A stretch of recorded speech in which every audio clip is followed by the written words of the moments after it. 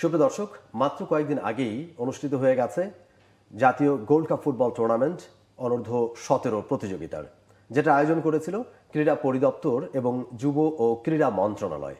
এবং এবারের এই ফুটবল আয়োজনটা বেশ ভাইব্রেন্ট হয়েছে, বেশ আলোচনা এসছে। এবং এই টুর্নামেন্টের প্রতিযোগিতা দেখে, বিশেষ করে ফাইনালের দিন যে দুটো ম্যাচ অনুষ্ঠিত হয়েছে ছেলেদের এবং মেয়েদের, দুটো ম্যাচ দেখে যারা দেখেছেন সরাসরি ম্যাচ দুটো টি স্পোর্টসের পর্দায়, তারা কিন্তু অভিভূত হয়েছেন, প্রশংসা করছেন।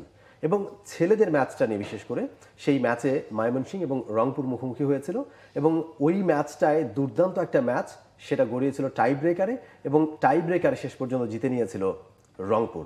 টানা সপ্তমবারের মতো বেস্ট টিস্যু পেপার ব্র্যান্ড হিসেবে স্বীকৃতি পেয়েছে বসুন্ধরা টিস্যু। এই জয়ের পেছনে রংপুরের গোলকিপারের কৃতিত্ব রয়েছে অনেকখানি। দুটা দুর্দান্ত সেভ করেছিলেন তিনি এবং তারপর থেকে তাকে নিয়ে একটা বন্দনা তৈরি হয়েছে এবং সামাজিক যোগাযোগ মাধ্যমে আমরা দেখেছি তাকে ভাইরাল হতে, তার কৃতিত্ব নিয়ে, তার যে লড়াকু মানসিকতা সেগুলো নিয়ে। আজকে সেই সব নিয়ে কথা বলতেই টি স্পোর্টস স্টুডিওতে হাজির হয়ে গেছে সেই গোলকিপার যার কথা বলছিলাম, হাসান মিয়া। হাসান মিয়া ঠিক আমার পাশেই বসে রয়েছেন এবং রংপুরের ক্রীড়া অফিসার, জেলা ক্রীড়া অফিসার মিস্টার মাসুদ রানা, তিনি আমাদের মাঝে রয়েছেন এই বিষয়গুলো নিয়ে কথা বলার জন্য। আপনাদের দুজনকেই টি স্পোর্টস স্টুডিওতে আমন্ত্রণ জানাচ্ছি। ধন্যবাদ। একটু আগে বললাম আপনাদেরকে যে ওই ফাইনাল ম্যাচে রংপুরের গোলকিপার হাসান মিয়া তিনি যেভাবে সেভ করেছেন এবং যে লড়াকু মানসিকতা দেখিয়েছিলেন, তাকে দিয়েই শুরুটা করতে চাই। হাসান, শুরুতেই যেটা জানতে চাইবো আপনার কাছ থেকে, যে ফুটবলে আপনার আশাটা কিভাবে, ফুটবলে কিভাবে আসলেন, কিংবা যে ফুটবলার হতে চান, ফুটবল খেলছেন, এই গল্পটা যদি একটু আমাদেরকে জানাতেন বা শোনাতেন। আজ থেকে প্রায় 6-7 বছর আগে আমি যখন আমার ফ্যামিলি থেকে আমাকে একটা ছোট একটা বল কিনে দিয়েছিল, 2 নাম্বার বল আর কি। তখন আমার একটা বন্ধু ছিল, তাকে নিয়ে আমি প্রতিদিন মাঠে যাইতাম, জুতা দিয়ে 2 পাশে বার দিতাম, দিয়ে আমি বারে দাঁড়াইতাম, ওকে বলতাম বল মার। ওই বল মারতো, আমি ধরতাম।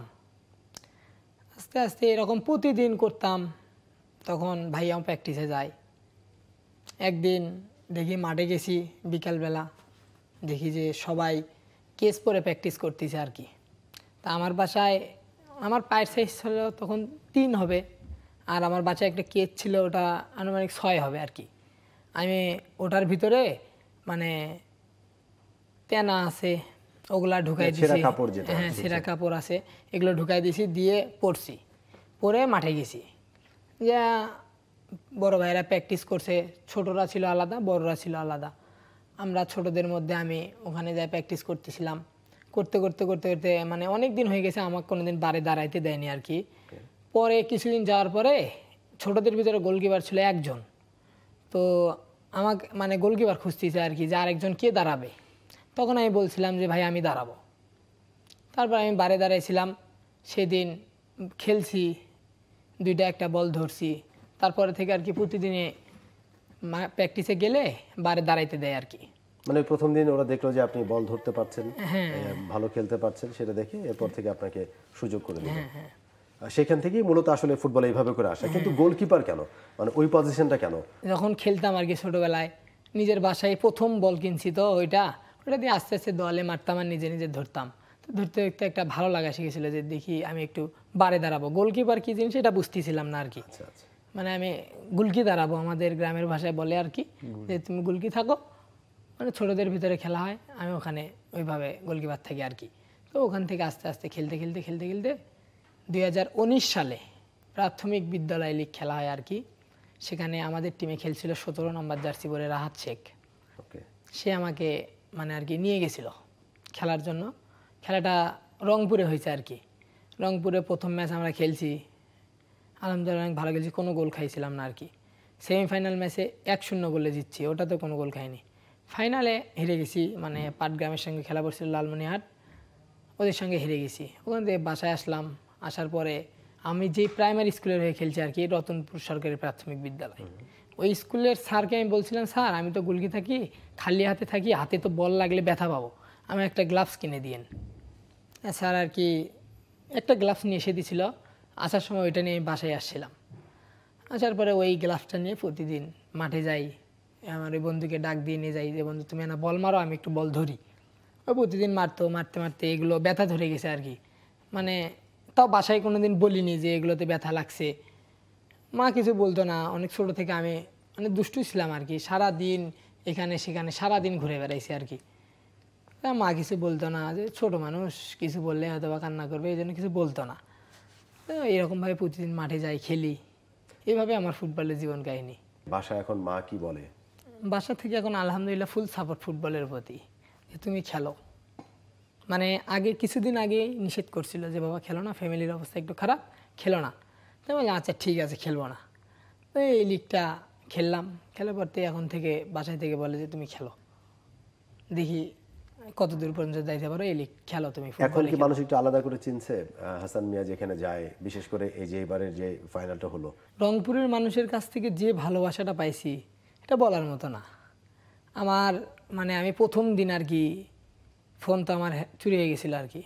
পরে আমার এলাকার একটা ছোট ভাই আছে, তার থেকে আমি ফোন নিয়েছিলাম, নিয়ে ফেসবুক আইডি লগ ইন করছি।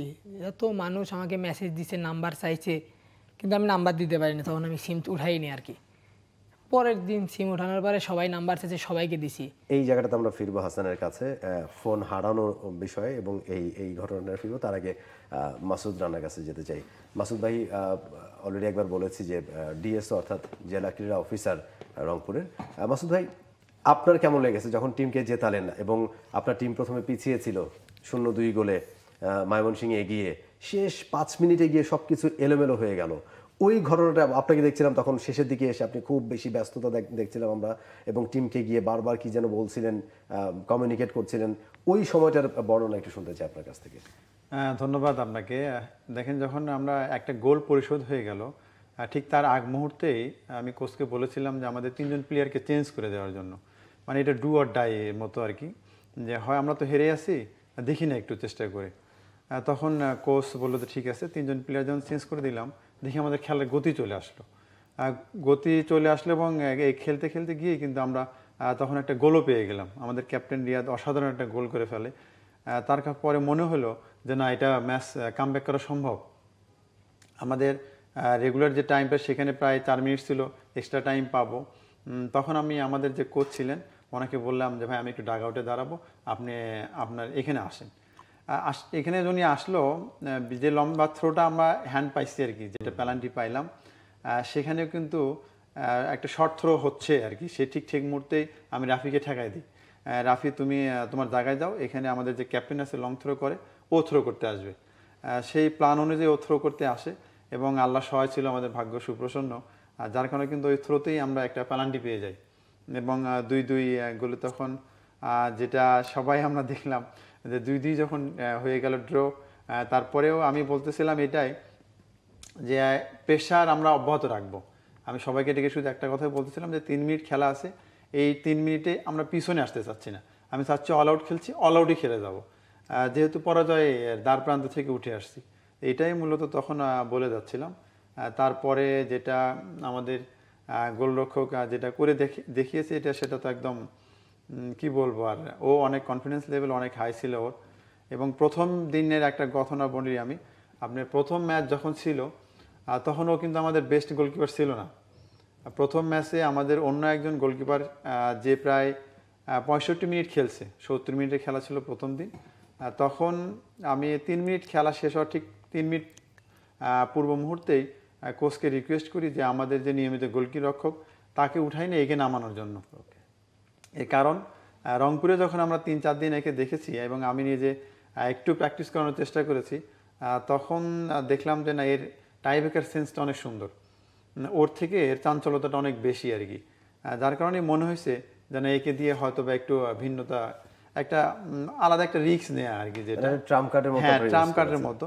আমিও একসময় গোলকিপার ছিলাম, কোনো এক সময় ফুটবল খেলেছি, যার কারণে মনে হয়েছে যে ওকে দিয়ে হয়তো বা সম্ভব, এবং সে সফল এবং আমাদের রংপুর সফল আর কি। এবং যখন আপনার মানে ট্রফি জিতে রংপুরে ফিরলেন, তখন আসলে ওখানে গিয়ে আপনারা কেমন মানুষের ভালোবাসা পেলেন, বা তখন ওই জায়গাটা কি সিচুয়েশন তৈরি হয়েছিল? আমাদের এইখানে যখন আমরা ট্রফি জেতার সাথে সাথেই, এটা কিন্তু যেহেতু এখন আপনাদের চ্যানেলের মাধ্যমে এবং বিটিভি থেকে আমরা লাইভ যাচ্ছিল, দেখলাম আমরা, সাথে সাথেই কিন্তু অনেকেই জেনে গেছে যে রংপুর এই অবস্থা থেকে কাম ব্যাক করেছে।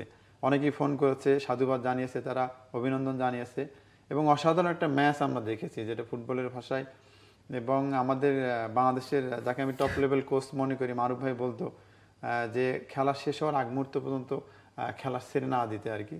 তো সেটাই কিন্তু আমরা সেই দিন প্রমাণ পেয়েছি, একদম বাস্তবতা, যে আমরা লাস্ট মুহূর্তে গোল পরিশোধ করে সেই খেলা আমরা বের করে নিয়ে আসতে পেরেছি।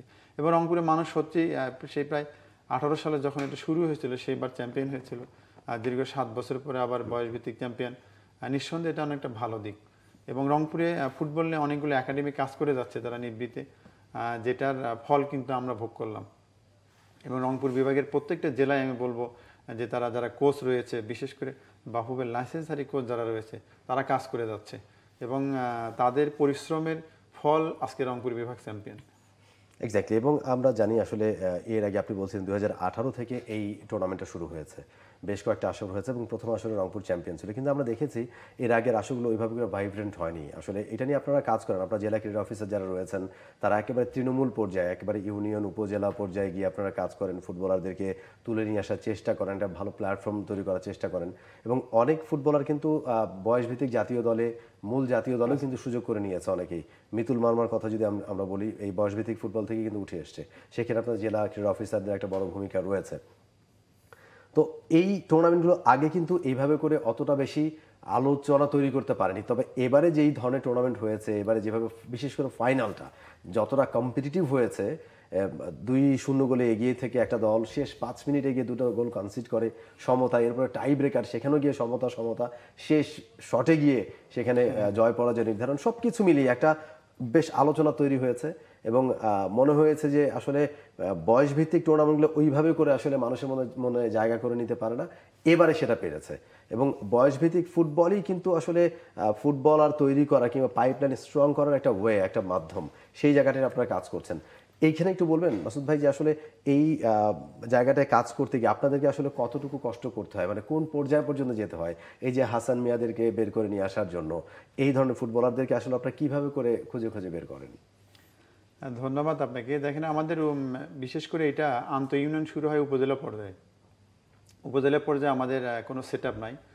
সেখানে উপজেলার যে সমস্ত ক্রীড়া সংস্থার যারা আমাদের সংগঠক রয়েছেন, ফুটবল হোক কিংবা অন্যান্য সংগঠক যারা রয়েছেন, তাদের সহযোগিতায় কিন্তু এই খেলোয়াড়গুলো প্রাথমিক পর্যায়ে তারা সিলেক্ট করেন। এবং জেলায় যখন আসে তখন আমরা তাদেরকে দেখার সুযোগ পাই। আমরা যারা রয়েছি এবং স্থানীয় যারা কোচ রয়েছেন, সংগঠক রয়েছেন, তাদের মাধ্যমে কিন্তু এই খেলোয়াড়গুলোকে আমরা সিলেকশন দিয়ে থাকি, যে তাদের কাছে যাদের কাছে মনে হচ্ছে যে না এরা মেধাবী, আমাদের জেলায় খেলার মতো, তখন তারা তাদেরকে সিলেক্ট করে। এবং সেখান থেকে আবার কিন্তু তাদেরকে আসতে হয় বিভাগে। সেখানে আবার আমরা ঠিক সেম জেলায় যেভাবে বাছাইকৃত খেলোয়াড় বাছাই করার প্রক্রিয়াটা, আমাদের জেলা ক্রীড়া অফিসারে কিন্তু এখানেও ওই একই প্রক্রিয়াতেই, আমাদের বিভাগীয় কোনো পদ নাই, বিভাগীয় পর্যায়ে যে জেলাগুলো রয়েছে সেখানে জেলা ক্রীড়া অফিসারই দায়িত্ব পালন করে থাকেন। এবং আমাদের লোকবল কিন্তু অনেক সংকট, অন্যান্য অফিসের মতো কিন্তু আমাদের অবস্থান না। আমাদের হয়তো মাঠেও কাজ করতে হয়, অফিসেও কাজ করতে হয়, যেখানে স্থানীয় সংগঠক, স্থানীয় প্রশাসন যারা রয়েছেন, বিশেষ করে বিভাগীয় প্রশাসন এবং জেলা প্রশাসন, পুলিশ প্রশাসন, ওনারা কিন্তু প্রচণ্ড হেল্প করে। আপনি জানেন যে খেলাধুলার আয়োজন মানে সেখানে অনেক দর্শক সমাগম, তাদের সাপোর্টার থাকবে, সেখানে একটা উত্তেজনার সৃষ্টি হয়। এগুলো কিন্তু আসলে আমাদের মেইনটেন্স করতে হচ্ছে। এই মেইনটেন্স করতে গিয়ে আমরা মাঝে মাঝে হিমশিম খাই, কিন্তু তারপরেও সফলতা এখানে যখন দেখতে পাই যে আমাদের সবার, সকল জেলা ক্রীড়া অফিসারদের এই কষ্টের ভিতরেও যদি কোনো প্লেয়ার বয়সভিত্তিক দলে কিংবা মূল জাতীয় দলে যখন দেখতে পাই যে না এখান থেকে খেলে গিয়ে একজন প্লেয়ার খেলছে, তখন মনে হয় যে না আমাদের কষ্টটা সার্থক আছে। এবং এর সাথে সাথেই আমাদের যুব ক্রীড়া মন্ত্রণালয়, ক্রীড়া পরিদপ্তর যে কাজগুলো করে আর কি, সেটা সার্থকতা তখনই আমরা খুঁজে পাই যে না সরকার আমাদের প্রতি আস্থা রেখেছে, আমরা সেই আস্থার প্রতিদান দিতে পারছি আর কি। ওকে, এবারও বেশ কিছু প্লেয়ার বাছাই করেছেন আপনারা, এগুলো নিয়ে আমরা কথা বলবো। একটু হাসানের কাছে আবার যেতে চাই। হাসান, যেটা বলছিলেন একটু আগে যে আপনার ফোন হারিয়ে গিয়েছিল, এই ঘটনাটা কি আবার একটু আমরা জানতে পারি আসলে ঘটনাটা কি ঘটেছিল, আসলে কিভাবে হারালো ফোন? মোহাম্মদপুরে আমরা মানে ড্রেসিং করার কোনো রুম ছিল না আর কি, আমরা বারান্দায় ড্রেসিং করতেছিলাম। আমাদের রংপুর বিভাগের মেয়েরা রুমের ভিতরে ছিল, আমাদের ম্যাচের পরে ওদের খেলা ছিল আর কি। এটা কি মানে প্রথম ম্যাচেই? না না, সেমিফাইনাল ম্যাচ। সেমিফাইনাল, ওকে। তখন আমি যখন মানে সবাই তখন একটু বৃষ্টি পড়তেছে আর কি, সবাই উপরে চলে গেছে, আমি খেলা দেখতেছিলাম, আমি আর আমার সঙ্গে একজন ছিল, আমরা খেলা দেখতেছি, তখন দেখি সবাই উপরে গেছে। তা আমি আর ওই ছেলে দুইজনে উপরে গেলাম আর কি, যে ওই জায়গায় ড্রেসিং করতেছি, করতে করতে একটা মানে পায়জামা পাঞ্জাবি টুপি সেরকম পরে একটা লোক আসলো, এসে আমাকে সালাম দিল একটা, আমি সালামের উত্তর দিলাম। বললো আপনাকে যে সালাম দিল কেন, চিনতো আপনাকে? না মানে ও এমন ভাবে এসেছে মানে বোঝা যাচ্ছে যে উনি একজন 5 ওয়াক্ত সালাত আদায় করে, বোঝা যায় আর কি এরকম। তা আমি এসে মানে মানে শুধু সালাম কি আপনাকে দিয়েছিল না আশেপাশে যারা না ছিল? আমাকে দিয়েছিল শুধু। আমি আমার পিছনের পকেটে টাকা ছিল কিছু আর মোবাইল ছিল, আমি টাকাটা বের করলাম করে, মোবাইলটা ছিল আর কি, আগের একটা ফোন ছিল সেটা সহ মানে আমার বারান্দার জুতার কাছে রাখছি আর কি। রাখার পরে ও ওইখানে দেখলো, দেখার পরে আমি ড্রেস করলাম, ড্রেস করার পরে নিচ থেকে স্যার ডাকতিছে, উনি আবার বলতিছে যে তোমাদের নিচ থেকে ডাকতিছে একটু তাড়াতাড়ি করো। তা আমরা বলছি আচ্ছা ভাই ঠিক আছে আমরা তাড়াতাড়ি যাচ্ছি আর কি। তো আমরা ব্যাগটা ওই জায়গায় রাখলাম, আরও একটা ছেলে ছিল মিলন নাম আর কি, ওরও সেম অবস্থা, মানে এক ব্যাগে দুইজনের এটা কাপড় হচ্ছে যে রাখছিলাম আর কি। মোহাম্মদপুর শারীরিক শিক্ষা কলেজের যে ওই যে দোতলা আছে ওইখানে ছিল, হ্যাঁ। দোতলায় ছিল, ওইখানে ঘটনাটা বলছি। Okay. পরে ওই ছেলে বলল যে আমি ওকে মামা বলতাম, ওই আমাকে মামা করে বলতো যে মামা আমি তো ব্যাগ আনি নাই, তুমি আমার প্যান্টটা শুধু ওর ভিতরে রাখো। ওর ব্যাগেও ওর মনে হয় প্যান্টেও টাকা ছিল, মোবাইল ছিল, তো ওই দুটো সহ আমার ব্যাগে রাখলো। লাগে আমি চেন দিয়ে রুমের ভিতরে রাখছি, রাখার সঙ্গে সঙ্গে মানে একটা স্প্রে দিয়ে গেছে আর কি, মশা মারার স্প্রে। সেই স্প্রেটা নিয়ে আসলো, নিয়ে এসে মানে বড় আমাদের বিভাগের মেয়েরা রুমের ভিতরে ছিল আর কি, তাদেরকে বললো তোমরা একটু অল্প একটু বাইরে যাও, আমি স্প্রেটা দিই, দরকার তোমরা আবার রুমে যাও আর কি। এটা কে দিল, ওই লোক যে? না না না না না না মানে ওই জায়গায় হ্যাঁ কর্তৃপক্ষ ছিল আর কি, দিল। তা আমরা সবাই মানে অনেকটা দুর্গন্ধ বেরিয়েছে, তো আমরা নাকে কাপড় দিয়ে আমরা একটু তাড়াতাড়ি গেলাম আর কি। গেছি, যাওয়ার পরে খেলা শুরু হলো, ওইদিকে আমি আর কিছু জানি না। মেয়েরা আবার একটু বেরোছে, সিসি ক্যামেরা ফুটেজে দেখলাম যে মেয়েরাও একটু হিমশিম খেয়ে গেছিলো গন্ধটার কারণে, সবাই একটু সাইডে গেছিলো। আবার খেলা শেষ হওয়ার পরে যখন আমি রুমে আসলাম, সবাই ব্যাগ নিয়ে যাচ্ছে, মানে আমরা যে জিতছি, আমি ওই ম্যাচে 2টা ট্রাইফিকার সেভ দিয়েছিলাম। আচ্ছা আচ্ছা আচ্ছা। ওই দেওয়ার পরে মানে একটা খুশি লাগতেছে যে আগের ম্যাচেও 2টা সেভ দিয়ে টিম উইন হয়েছে, এই ম্যাচেও 2টা সেভ দিয়ে টিম উইন হয়েছে, মানে নিজেকে একটা মানে ভালো লাগতেছে আর কি। মানে ওই ম্যাচে জিতে আমরা ফাইনাল উঠে গেল। মানে 3টা ম্যাচ হয়েছে এখানে, মানে বিভাগীয় পর্যায়ে 3টা ম্যাচ ছিল। প্রথম ম্যাচেও তুমি টাই ব্রেকারে সেভ করলা, টিম জিতলো, সেমিফাইনালে উঠলো, ওই ম্যাচেও তুমি টিম জিতালা। ওকে। তারপরে সবাই উপরে গেল ব্যাগ নিতে, সবাই ব্যাগ নিয়ে আসলো, আমিও গেছি ওদের সঙ্গে। আমি করছি আমার ব্যাগ, আমি মনে করছি কেউ হয়তো বা সাইডে রাখছে, তো সবার কাছে রাখলাম না, ব্যাগ তো খুঁজে পাচ্ছি না। পরে নিচে গেলাম, আমার স্যার ছিল, উনি বললো দেখি চলো নিচে যাই, সিসি ক্যামেরা ফুটেজ দেখি। স্যার আমাকে নিয়ে গেল নিচে, নিচে যাওয়ার পরে সিসি ক্যামেরা ফুটেজ দেখি যে যেই মানুষটা আমাকে সালাম দিছে, আমার সঙ্গে কথা বলছে, তারই হাতেই দেখি আমার ব্যাগটা, মানে অনেক সুন্দর করে, মানে বোঝা যাচ্ছে না যে ওটা আমার ব্যাগ, ওটা ওর ব্যাগ, বোঝার কোনো অপশন নাই। মানে নিজের মনে করে হাতে রাখতেছে, ঘাড়ে দিচ্ছে, মানে বোঝার কোনো অপশন নাই আর কি। পরে আমার ওখানে অরিজিনাল ডকুমেন্টসগুলো ছিল আর কি, এটার জন্য বেশি খারাপ লাগছে আর কি। আমি এবার এসএসসি পরীক্ষা দিছি, ওগুলা কাগজগুলো সবার ভিতরে, আমি রেজাল্ট দেখবো কীভাবে, জন্ম নিবন্ধন ছিল, এগুলোর কারণে একটু মন খারাপ হয়েছে। কিন্তু ওটা আমি বুঝতেই পারিনি, কারণ আমরা টিম জিতছে, টিম ফাইনালে গেছে, মানে ওটা যে একটু রিয়েকশন হবে আমার ভিতরে কিচ্ছু হয়নি। আচ্ছা, ওইটা নিয়ে পরে আমরা জেনেছিলাম যে ক্রীড়া পরিদপ্তর তারা বলেছিল সেটা শুনে যে তারা সেটা ব্যবস্থা একটা করবে। সেটার কি অবস্থা মাসুদ ভাই, এটা যদি একটু আপনি বলেন, পরিদপ্তর কি কোনো ব্যবস্থা করেছে কিনা? আমাদের এখানে একটা যে লোকটা, সেটা সম্ভবত সংঘবদ্ধ একটা চক্র, এটা মাঝে মাঝে মনে হয়, কারণ আমরা ঠিক তার আগের দিনও একটা ব্যাগ হারাইছি মেয়েদের, দুইটা মেয়েদের ব্যাগ। সেখান থেকে মনে হয়েছে যে না, এটা একটা চক্র রয়েছে এখানে। সাথে সাথে আমরা একটা জিডির জন্য বলি যে মোহাম্মদপুর থানায়, এবং তাকে কেউ চেনে কিনা আশেপাশের যারা রয়েছে, সাথে সাথে তৎপর হয়ে গেলাম। আর ওর যে মূল যে কপিটা ছিল তার কিছু ফটোকপি আমাদের পরিদপ্তরে রয়ে গেছে, যেগুলো ওকে আমরা সরবরাহ করতে পারবো, যে সেখান থেকে দেখে হয়তো বা মূল যে রেজিস্ট্রেশন কার্ড এবং প্রবেশপত্র যেটি রয়েছিল সেটি হয়তো সে নিয়ে নিতে পারবে ইনশাল্লাহ। ওকে। আর এমনি ওই যে তার ফোন টোন হারিয়ে গেল, এই ব্যাপারে একটা উদ্যোগ নেওয়ার কথা ছিল। ফোনের সাথে সাথে ওকে আর একজন ফোন নিয়ে দিয়েছে, এবং ওকে আমরা আরো কিছু সংবর্ধনা থেকে শুরু করে যেগুলো আছে আর কি, সেগুলো আমরা প্রসেস শুরু করে দিয়ে আসছি। কারণ আমরা এখান থেকে গিয়ে শুধু একদিন অফিস আওয়ার পেয়েছি আমরা আমাদের অফিসে, তারপরে চলে আসছি আমরা। এই জায়গায় আমরা আশ্বস্ত হতে পারি যে হাসান সেগুলো আসলে পাবে। না, অবশ্যই তার যে পাবে সে। ক্ষতিটা হয়েছে সেটা। হাসান, একটু জানতে চাই আসলে আপনাকে নিয়ে অনেক কথাই আমরা শুনছি বা শুনেছি। আপনাদের পরিবারটা চলে কিভাবে আসলে? আপনি যে ফুটবলে এসেছেন, ফুটবল খেলছেন, এখন আপনার মা আপনাকে উৎসাহ দিচ্ছেন, যদি একটু বলেন যে আসলে পরিবারটা চলে কিভাবে, এটা একটু শুনতে চাই আমরা। মানে আমার বড় ভাই ফুটবল খেলতেছিল আর কি, খেলাধুলা করতেছিল, পরে খেলাধুলা করতে করতে করতে করতে আবার ঢাকায় আসলো, সেখানে একটা জব করলো।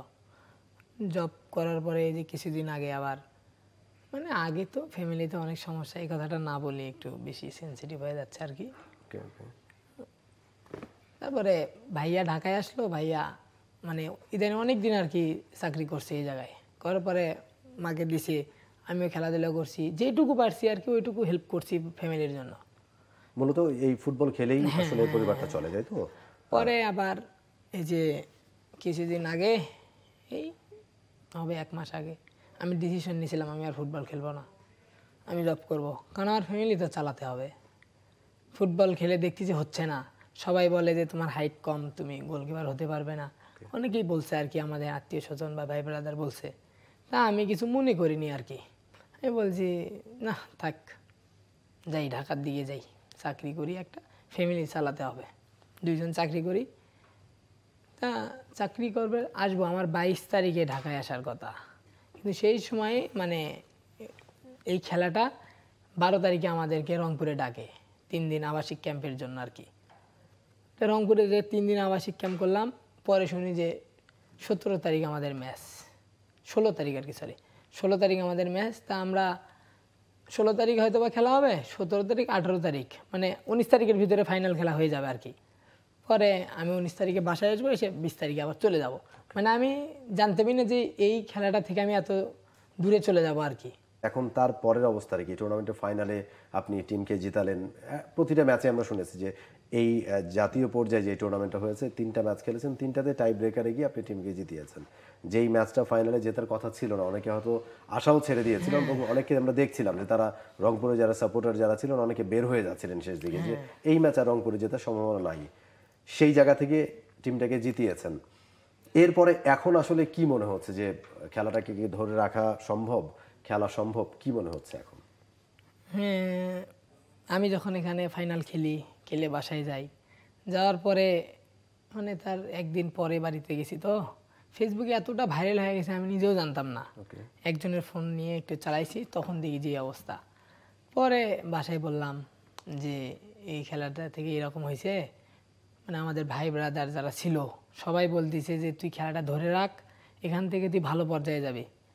বাসায় বললাম যে আমি চাকরিতে যাব না, আমি ফুটবল খেলবো। পরে বাসায় মা বললো খেল, তাই বললাম ঠিক আছে। ওখান থেকে আর কি আর মানে এটা খেলা যে বাদ দিব এটার মাথাতেও এখন আর আসে না, যে আমি খেলবো, যদি হয় ফুটবলার হব, যতদূর পারি আর কি।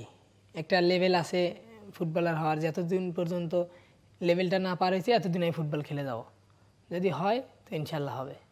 আপনি এখন আপনার ধ্যান জ্ঞান চিন্তা চেতনা সব ফুটবলকে ঘিরেই, ফুটবলার হতে চান, কিন্তু আবার বলছিলেন যে পারিবারিক কিছু সমস্যাও রয়েছে, যে যেমন বলছিলেন যে ইনকাম সোর্স নাই। আপনার ভাই তিনি কোনোভাবে চেষ্টা করছেন, আপনি ডিসাইড করে ফেলেছিলেন যে আর ফুটবল খেলবেন না, চাকরি করে পরিবারের বোঝা ঘাড়ে নেবেন বা ফ্যামিলিটাকে এগিয়ে নেওয়ার চেষ্টা করবেন। এখন আপনি আবার ভাবছেন যে না আপনি ফুটবলারই হবেন, এটা আপনার জন্য কতটা সহজ নাকি অনেক বেশি কঠিন? ফুটবলার হওয়াটা এখন আমার জন্য একটু সহজ, আবার অনেকটা কঠিনও। একদিকে ফ্যামিলির চিন্তা, আরেকদিকে ফুটবলার হওয়ার চিন্তা। কোনটা মানে কিছুদিন আগে ভাবছিলাম যে ফুটবলটা বাদই দিব, এখন আবার ভাবতেছি যে ফুটবল খেলবো, কিন্তু এই ফুটবলার হওয়াটা কিন্তু অনেক কঠিন। এই খেলাটা থেকে একটু কিছু সম্মান পাইছি, দেখি আল্লাহ যদি কপালে রাখে তাহলে বাংলাদেশ ন্যাশনাল টিমে খেলবো। আর চিন্তা চেতনা এখন একটাই আছে যে আমি ফুটবলের পিছনে লড়ে যাব আর কি। ওকে, মাসুদ ভাই, এই জায়গাটাতে আপনার কাছে আসতে চাই। যতটুকু জেনেছি আপনাদের এই বয়সভিত্তিক দলগুলো, প্রত্যেকটা ডিভিশন যে দলগুলো খেলেছে, বেশিরভাগ ফুটবলার উঠে এসছে একেবারে মফস্বল থেকে, একেবারে প্রত্যন্ত অঞ্চল থেকে, এবং অনেকেরই পরিবারের অবস্থা খুব একটা ভালো না। তারা ফুটবলার হতে চায় কিন্তু পরিবার থেকে যে ব্যাকআপটা দরকার, যে সাপোর্টটা দরকার, সেই সাপোর্ট দেওয়ার মতো অবস্থা পরিবারগুলোর নাই। সেই ক্ষেত্রে ক্রীড়া পরিদপ্তর যেহেতু যুব ক্রীড়া মন্ত্রণালয়ের অধীনে একটা পরিদপ্তর এবং মন্ত্রণালয়ের দিক নির্দেশনা মেনেই তারা কাজ করে যাচ্ছে এবং আপনারা পরিদপ্তরের অধীনে কাজ করছেন, আপনারা আসলে তাদের জন্য কি করছেন বা কতটুকু কি করার সুযোগ রয়েছে? দেখেন, আমাদের এইখানে যে বিষয়টি সবচেয়ে বেশি গুরুত্বপূর্ণ সেটা হলো যে ওদের একটা আর্থিক সিকিউরিটি দরকার। কারণ আপনি যেটা বললেন, আসলে আমাদের বাংলাদেশের ফুটবলের চিত্র কিন্তু এটাই, ম্যাক্সিমাম হচ্ছে আমাদের মফস্বলের খেলোয়াড়রাই এখানে আসে এবং মধ্যবিত্ত ফ্যামিলির সন্তানরাই আমরা ফুটবল খেলতে আসি। সেক্ষেত্রে সরকার যুব ক্রীড়া মন্ত্রণালয় এখন কিন্তু যে কাজটি করছে, একটি ক্রীড়া শিক্ষাবৃত্তি দিচ্ছে আর কি, এবং আমাদের কিছু যে সমস্ত দুস্থ খেলোয়াড় রয়েছে তাদের জন্য কিন্তু ভাতাও দিচ্ছে, মাসে 2000 টাকা তারা পায়। এখানে আবেদনের মাধ্যমে এটা কিন্তু তাদেরকে দেওয়ার জন্যই মূলত এটা পদক্ষেপ নিয়েছে যুব ক্রীড়া মন্ত্রণালয়, যেখানে আমাদের জেলা পর্যায়ে মাননীয় জেলা প্রশাসক মহোদয় সভাপতি এবং আমরা সদস্য সচিব, সেইটা আমাদের এই খেলোয়াড়গুলো যখন আবেদন করে, বিশেষ করে যে খেলোয়াড়গুলো বিভাগীয় পর্যায়ে খেলেছে এবং জাতীয় পর্যায়ে খেলেছে, আমরা অবশ্যই তাদেরকে সেখানে দেওয়ার সর্বোচ্চ চেষ্টা করি এবং তারা পায় এটা। তা হয়তো এই সাপোর্টটা খুবই সামান্য, আর সরকারের একার পক্ষে কিন্তু সম্পূর্ণ সাপোর্ট দেওয়া কষ্টকর। এক্ষেত্রে যদি স্থানীয় যারা রয়েছেন, বিশেষ করে স্থানীয় কিছু স্পন্সর, স্থানীয় প্রশাসন যারা রয়েছেন, তারা যদি একটু এগিয়ে আসেন, আমার মনে হয় যে আমরা যেটা চাচ্ছি, আমাদের ফুটবলের যে ক্রেজটা এই মুহূর্তে রয়েছে বাংলাদেশে, সেটা ধরে রাখার জন্য আমার কাছে মনে হয় যে এটা শুধু সরকারের কিংবা আমি ফুটবল ফেডারেশনেরও বলবো, শুধু তাদের পক্ষে একা না, লোকালি যারা সংগঠক রয়েছেন সবাইকে এগিয়ে আসতে হবে। তাহলে আমার মনে হয় যে আমাদের এই পাইপলাইন যেটা আমরা বলছি সেটা সমৃদ্ধ হবে। কারণ আমরা আমাদের কাজ যেটা রুটিন মাফিক যে কাজগুলো সেগুলো আমরা করে যাচ্ছি এবং তার বাড়তিও কিছু সহযোগিতা হয়তো বা করছি, কিন্তু সেটা কিন্তু একজন খেলোয়াড় হওয়ার জন্য একদম অনেক কিছু না। কারণ একটা খেলোয়াড়ের প্রত্যেক দিন ট্রেনিং আসার জন্য যেটা লাগবে, ওর যে অবস্থা আমরা সবাই জানলাম এবং সেটা আমরা শুনেওছি। দেখেন, প্রত্যেক দিন যাওয়া আসি, ওর ফুডিং, এগুলো সব কিছু কিন্তু একার পক্ষে বিয়ার করা সম্ভব না। সেক্ষেত্রে স্থানীয় যে স্পন্সরগুলো রয়েছেন, যারা বিশেষ করে বিত্তশালী, তারা যদি একটু সহযোগিতা করেন, আমার মনে হয় যে আমাদের এই ক্রীড়াঙ্গনটাই এগিয়ে যাবে। একটু ওই ম্যাচের দিন ফিরতে চাই। আসলে ওই ম্যাচটা যতবার মনে হয়, ওই সময়টায় শেষ কয়েক মিনিট পুরো ম্যাচটাই কিন্তু জমজমাট ছিল। ময়মনসিংহ এবং রংপুরের মধ্যে যে ফাইনাল ম্যাচ, সেটা আমার মনে হয় যে স্পোর্টসের নেটওয়ার্কে যারা দেখেছে সবাই নিশ্চয়ই একমত হবে যে এই ম্যাচটা খুবই জমজমাট একটা ম্যাচ ছিল, খুবই কি বলবো যে উপভোগ্য একটা ম্যাচ ছিল। ওই ম্যাচে হাসান, আপনি কি ভেবেছিলেন শেষ পর্যন্ত যে আসলে আপনারা জিততে পারবেন? আপনার দল অনেকটা সময় ফার্স্ট হাফে পিছিয়ে, সেকেন্ড হাফের অনেকটা সময় পিছিয়ে, শেষ 5 মিনিট একটা ঝড়ে সবকিছু এলোমেলো হয়ে গেল, কিন্তু আপনি কি ভাবছিলেন, এটা কখনো ভেবেছিলেন যে আপনারা শিরোপাটা নিয়ে যেতে পারবেন?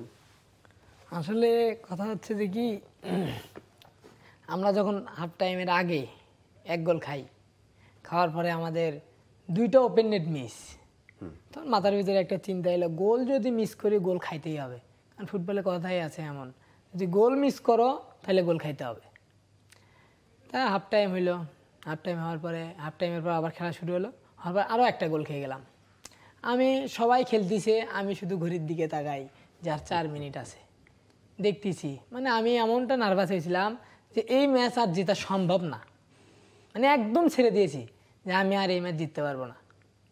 তাও খেলার ভিতরে ছিলাম। পরে দেখি যে মানে আমি ঘড়ির দিকে দেখতেছি, এই দিকে দিকে একটা গোল হয়ে গেছে। মানে আমি গোলটা, প্রথম গোলটা দেখিনি, পরে দেখছি আর কি। আপনাদের ক্যাপ্টেন যে গোলটা করে একটা গোল শোধ দিল, রাইট? মানে আমি পরে দেখি যে গোল হয়ে গেছে।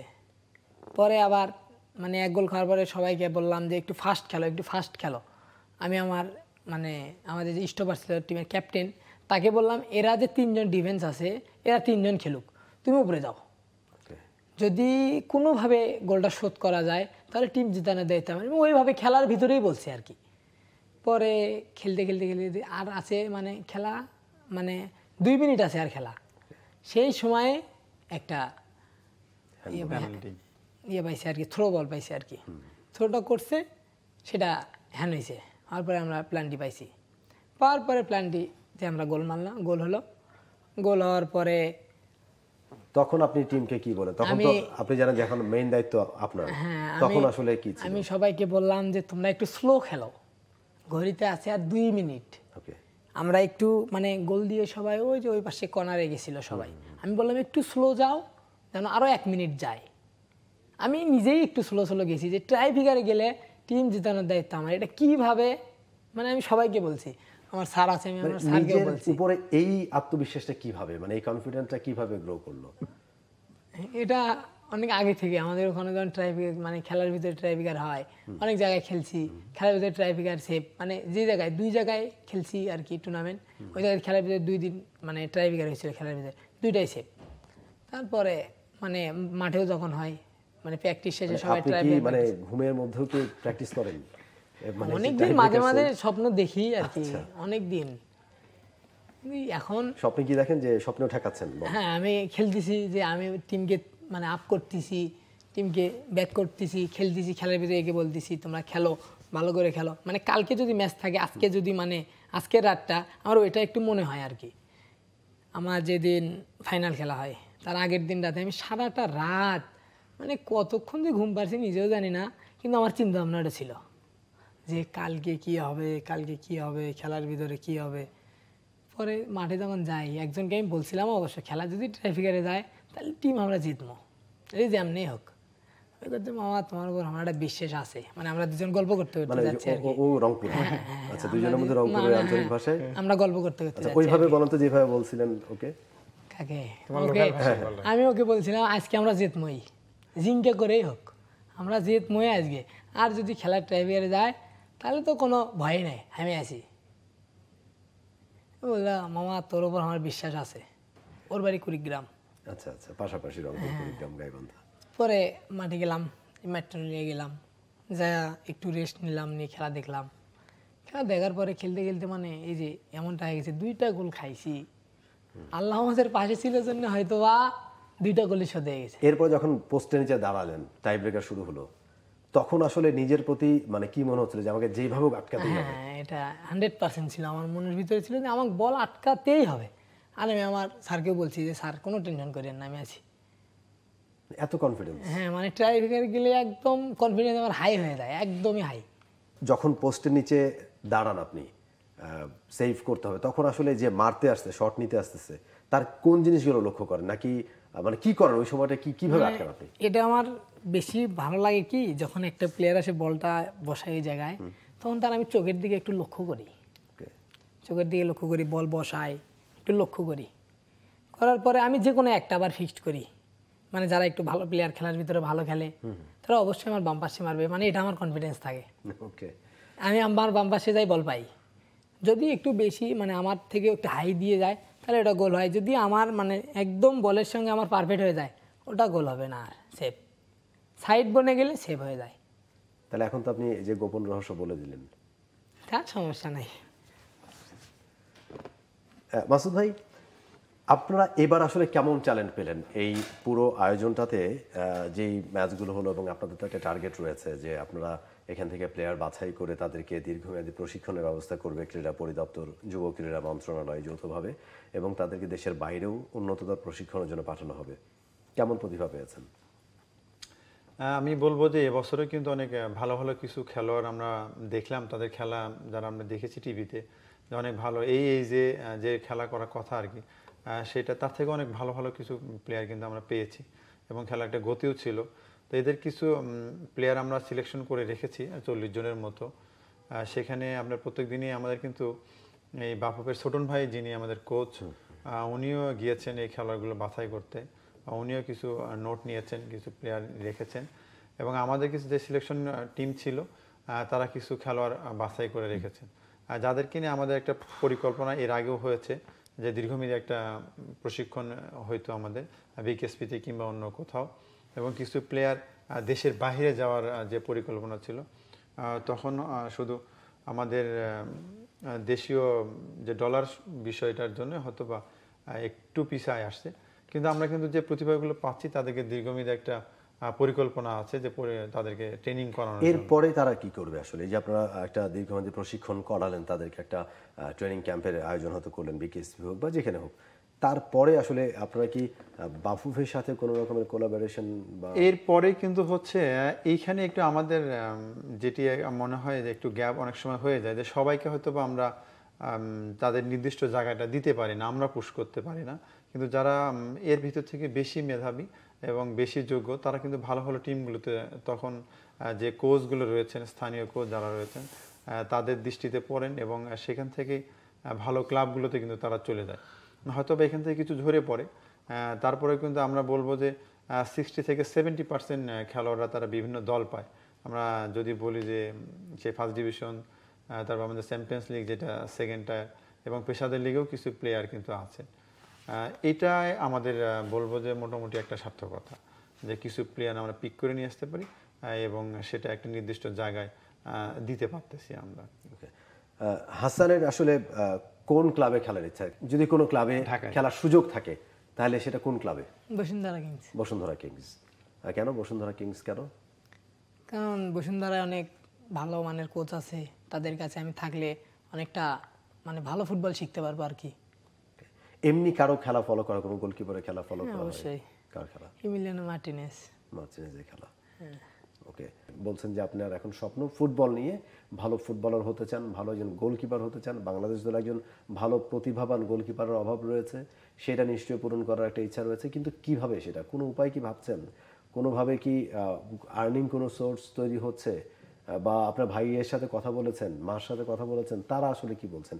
মামু ভাইয়াকে বলছে যে তুই চাকরি কর, ওই ফুটবল খেলুক, ওর এখনও চাকরি করার বয়স হয়নি। মানে ফুটবলে এখন খেলতে যাচ্ছি যে আর কি একটু, মানে কিছুদিন আগে এমন অবস্থা হয়েছিল যে চাকরিটা একদম বাধ্যতামূলক করতেই হবে, নাহলে সংসারে একদম চলবে না। ছোট একটা জায়গা কিনে ওই জায়গায় টিনের বাড়ি করে থাকলেও শান্তি আছে, কিন্তু আমাদের তো এখন মানে নিজের বাসা নাই আর কি। এই জন্য একটু ভাড়া বাসায় থাকতে হয়। হ্যাঁ। আচ্ছা, তাহলে এই জন্য দুই ভাইয়ের চিন্তা ভাবনা আছে যে আমরা দুইজনই চাকরি করব, চাকরি করে কিছুদিন একটু ধৈর্য ধরে একটা জায়গা কিনে ওই জায়গায় একটা টিনের বাড়ি দিয়েও যদি থাকি তার শান্তি পাবো আর কি। মাসুদ ভাই, এরকম ফুটবলারের সংখ্যা কেমন আপনাদের এই যে যারা এই বয়সভিত্তিক ফুটবলে খেলছে? পারিবারিক অবস্থা অনেকেরই ভালো না আমরা জেনেছি, কিন্তু এই যে এই ধরনের প্রতিবন্ধকতা সামনে দাঁড়াচ্ছে, মানে এই সংখ্যাটা কেমন হবে, যে তারা খেলতে চায় কিন্তু বিভিন্ন প্রতিবন্ধকতার কারণে, আর্থিক অসচ্ছলতার কারণে খেলতে পারছে না, এই সংখ্যাটা কেমন? দেখেন, ওর যে বাস্তবতাটা, এটা আমাদের মফস্বল শহরে কিংবা মফস্বলে যদি আমরা বলি, আমি বলবো যে 70% ফুটবলারদের লাইফটাই এরকম, যে যারা বেশিরভাগই এই প্রতিবন্ধকতা অতিক্রম করেই তারা আজকে ন্যাশনাল পর্যায়ে বলেন, ইন্টারন্যাশনাল পর্যায়েও অনেক খেলোয়াড় এরকম আছে আমাদের বাংলাদেশে। হ্যাঁ, এবং আমাদের সময় আমরা দেখেছি আর কি সেটা। তো এইটা আমি আবারও ওটাই বলবো আর কি, যে এটা যদি আমরা ওভারকাম করতে চাই, আমরা অবশ্যই স্থানীয় কিছু দিক থেকে আমাদের হেল্প প্রয়োজন, এবং এটা আমাদের প্রতিনিয়ত। এবং এই কারণেই কিন্তু অনেক আমাদের বাংলাদেশে কিন্তু প্রচুর মেধাবী খেলোয়াড় আছে। এটা অবশ্যই আপনি যদি রুট লেভেলে যান তাহলে দেখতে পাবেন। আর আমরা যেহেতু একদম প্রান্তিক পর্যায়ে, একদম তৃণমূল পর্যায়ে রয়েছি, আমরা কিন্তু দেখতে পাই। কিন্তু পরবর্তীতে যখন হয়তো বা তাদেরকে একটু খোঁজার চেষ্টা করি, অনেকেই এদের মতোই ঝরে পড়ে যায়, কারণ জীবিকার তাগিদে তখন আর হয়তো বা এই খেলাটা তারা কন্টিনিউ করতে পারে না, কিংবা টপ লেভেলে না আসলে কিন্তু ফুটবলের যে লাইফটা সেটা আসলে বোঝা যায় না, যে এখান থেকে আর্নিং কতটুকু সম্ভব, এবং সামাজিক যে ব্যবস্থাপনা আমাদের দেশে, সেখানেও কিন্তু খেলোয়াড়দেরকে আমরা কতটুকু গ্রহণ করতেছি, এটা একটা বিষয় রয়েছে। যে আপনি খেলাধুলা করেন, সেইটা সমাজ কতটুকু মানবে, সমাজের স্বীকৃতি কতটুকু থাকবে, এটা একটা বিষয় আছে আর কি। আর্থিক সাপোর্টটা সে কি পাবে, এগুলো নানা অনিশ্চয়তার ভিতরে যখন থেকে যায়, তখনই কিন্তু বাবা মা যারা একটু মধ্যবিত্ত, তারা চায় না যে না, আমার সন্তান যদি ইনজুর্ড হয়ে পড়ে, তখন এটা রিকভারি করার মতো সুযোগ কিংবা সামর্থ্য আমার নাই, অতএব তুমি আর ফুটবল খেলো না, তুমি চাকরি বাকরি করো, পড়াশোনা করছো, একটু চাকরি করে সংসার চালাও। এভাবে কিন্তু আমাদের অনেক মেধা নষ্ট হয়ে যাচ্ছে এবং তারা হারিয়ে যাচ্ছে। তাছাড়া আমার কাছে মনে হয় বাংলাদেশে হাসানের মতো অনেক মেধাবী ফুটবলার আমাদের দেশে আছে, এটা আমি বিশ্বাস করি এবং আমরা দেখেছি। কিন্তু আমাদেরও অনেক সময় কিছু করার থাকে না, কারণ আমাদের সরকারি নির্দেশনা এবং সরকারি যে সামর্থ্য, তার ভিতর দিয়ে আমাদের যেতে হয়। তার বাইরে হয়তো একটু সম্ভব, কিন্তু পুরোটা কিন্তু আমাদের পক্ষে সম্ভব না। তো আমাদের বর্তমানে আমি যেটা বলবো, যে বাফুফের সম্মানিত যিনি সভাপতি রয়েছেন, তিনি উদ্যোগ নিয়েছেন অনূর্ধ্ব-15, অনূর্ধ্ব-17 খেলার, এবং যুব ক্রীড়া মন্ত্রণালয় কিন্তু এখানে সাহায্য করছে আন্তঃজেলা যে ফুটবল টুর্নামেন্টটি হবে। এবং বর্তমানে ফুটবলের যে ক্রেজটি তৈরি হয়েছে, আমার মনে হয় যে এটা বাফুফে ধরে রাখতে পারবে, এবং আমরা ভবিষ্যতে এই ধরনের মেধাবী যারা রয়েছে, আমরা মধ্যবিত্ত ঘরের সন্তান যারা রয়েছি, এই মেধাবী সন্তানগুলো, এই মেধাবী খেলোয়াড়গুলো তাদের তত্ত্বাবধানে থেকে দেশকে হয়তো ভালো কিছু দিতে পারবে। ওকে, আমরা মনে হয় একেবারে শেষ পর্যায়ে চলে এসেছি। আমাদেরকে আজকে এখানে শেষ করতে হচ্ছে। আপনাদের দুজনকে অসংখ্য ধন্যবাদ কষ্ট করে আমাদের স্টুডিওতে এসে সময় দেওয়ার জন্য। সুপ্রিয় দর্শক, আমরা শুনছিলাম আন্ডার-17 ফুটবল টুর্নামেন্ট যেটা মাত্র কিছুদিন আগে অনুষ্ঠিত হয়েছে, এবং সেই টুর্নামেন্টে হাসান মিয়া তিনি আলাদা করে দৃষ্টি আকর্ষণ করেছেন, চমৎকার ফুটবল খেলেছেন, ভালো গোলকিপিং করেছেন, দলকে জিতিয়েছেন, এবং তাকে এখন মানুষ আলাদা করে চিনছে। আমরা সেটা সোশ্যাল মিডিয়ায় কিন্তু প্রতিনিয়ত দেখছি, তাকে নিয়ে আলোচনা হচ্ছে, মানুষ তার প্রশংসা করছে, তার লড়াকু মনোভাবের প্রশংসা করছে। একটা দল হারতে বসা একটা দলকে কিভাবে জিততে হয়, কিভাবে জেতাতে হয়, সেটা হাসান মিয়া দেখিয়েছেন। কিন্তু তার এই যে ফুটবলার হতে চাওয়া কিংবা ভালো ফুটবলার হওয়ার পথে এগিয়ে যাওয়ার যে পথটা, সেটা মোটেও সুখকর নয়, সেটা মোটেও সহজ নয়, এবং সেই কথাগুলো আমরা তার মুখ থেকে শুনছিলাম। সে ফুটবলার হতে চায়, কিন্তু আসলে ভবিষ্যতে কতটা এগিয়ে যেতে পারবে বা কতখানি এগিয়ে যাবে সেটা সময় বলে দেবে। তবে সেই জন্য প্রয়োজন, সে যদি আসলে ভালো জায়গায় যেতে পারে, তার জন্য একটা ভালো সাপোর্ট দরকার। এবং নিশ্চয়ই যেটা আমরা শুনলাম, আমাদের অতিথি যেমনটা বলছিলেন মাসুদ রানা, যে আসলে বিত্তবানদেরকে এগিয়ে আসতে হবে। এরকম অনেক প্রতিভা রয়েছে আমাদের দেশে যারা আসলে একটুখানি সাপোর্টের জন্য সেভাবে এগিয়ে যেতে পারে না। ওই সাপোর্টটুকুন পেলে হয়তো তারা এগিয়ে যেতে পারে এবং এই প্রতিভার বিকাশটা ঘটতে পারে। নিশ্চয়ই আমরা প্রত্যাশা করব যে বিত্তবান যারা রয়েছেন, সামর্থ্যবান যারা রয়েছেন, তারা এগিয়ে আসবেন এই প্রতিভাবান ফুটবলারদের পাশে। তাহলে এই হাসান মিয়াদের মতো ফুটবলাররা এগিয়ে যেতে পারবেন নির্বিঘ্নে, এগিয়ে যেতে পারবেন লক্ষ্য অর্জনের পথে, এবং বাংলাদেশ খুঁজে পাবে আসল ট্যালেন্টদের। সেই প্রত্যাশা ব্যক্ত করে আজকের মতো এখানেই শেষ করছি। সবাই ভালো থাকবেন, সুস্থ থাকবেন টি স্পোর্টসের সাথে। আল্লাহ হাফেজ। For more updates, subscribe to our YouTube channel and click on the bell icon. Follow us on Facebook and Instagram. Download T-Sports app to enjoy exciting games and highlights. Visit tsports.com.